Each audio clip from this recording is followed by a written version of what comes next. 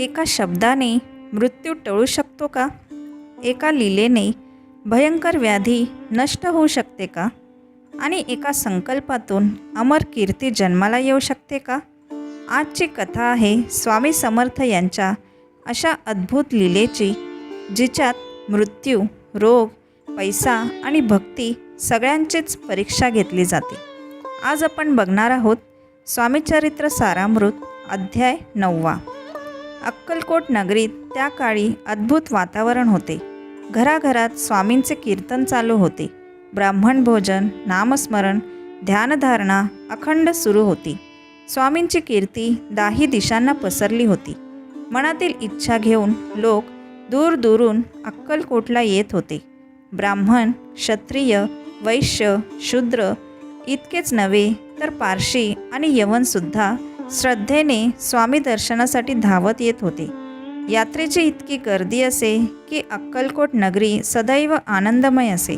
साधू, संत, ब्रह्मचारी, फकीर, संन्यासी या पवित्र भूमीत सतत ये जा करत असत. जिथे प्रत्यक्ष परब्रह्म अवतरले होते ती नगरी वैकुंठासारखीच भासू लागली होती. अशाच काळात शंकररावांनी अक्कलकोटात प्रवेश केला. स्वामींच्या नगरीत पाऊल टाकताच त्यांचे मन आनंदाने आणि समाधानाने भरून येत असे. पण यात्रेची प्रचंड गर्दी पाहून स्वामी दर्शन मला कसे होईल ही चिंता त्यांच्या मनात निर्माण होत असे. तेव्हा त्यांना समजते की स्वामींची सेवा सुंदराबाई नावाची सेविका करते. संपूर्ण सेवा तिच्याच हस्ते चालते. शंकरराव तिची गाठ घेतात आणि विनंती करतात, माझी व्याधी दूर होण्यासाठी स्वामींची भेट करून द्या. मी तुम्हाला वाटेल ती रक्कम देईल. पैशाचा मोह सुंदराबाईंच्या मनात जागा होतो. ती म्हणते, 2000 रुपये द्याल तर मी प्रयत्न करीन. शंकरराव उत्तर देतात, काम झाले तर 10,000 रुपये देईन. सुंदराबाई चकित होतात. इतके पैसे मिळणार म्हणून त्या शंकररावांना आश्वासन देतात. एके दिवशी स्वामी बसलेले असताना शंकरराव त्यांचे दर्शन घेतात. सुंदराबाई स्वामींना सांगते, हा गृहस्थ पूर्वकर्मामुळे ब्रह्मसंबंध नावाच्या व्याधीने पीडित आहे. हे ऐकताच समर्थ उठतात. ते गावाबाहेर चालू लागतात. थेट शेखनूर दर्ग्यापर्यंत येतात आणि स्वामी स्मशानभूमीत एक नवी खाच पाहून तिथे झोपून जातात. जणू मृत्यूशीच त्यांचा साक्षात्कार होतो. सेवेकरी शंकररावांना सांगतात, ही लीला करून स्वामींनी तुमच्या मरणाला चुकवले आहे. थोड्या वेळाने स्वामी उठतात आणि पुन्हा दर्ग्यापर्यंत येतात. त्या दिवशी शंकरराव फकीरांना भोजन देतात आणि दर्ग्यावर एक कफनही अर्पण करतात. काही दिवसांनी स्वामी आज्ञा देतात, निंबाची बारीक पाने वाटा, त्यात 10 मिरे घाला आणि हे औषध घ्या.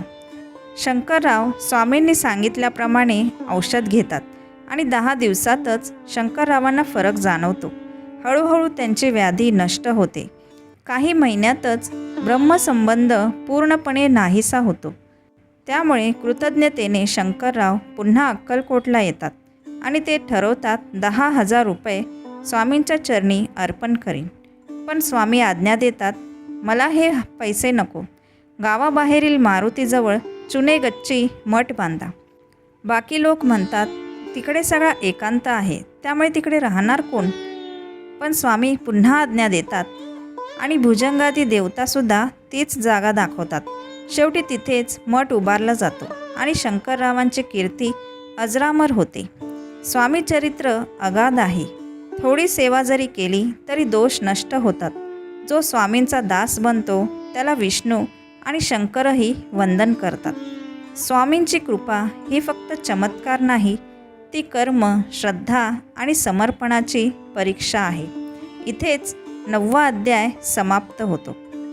श्री स्वामी समर्थ. जय जय स्वामी समर्थ. श्री स्वामी समर्थ. जय जय स्वामी समर्थ. श्री स्वामी समर्थ. जय जय स्वामी समर्थ.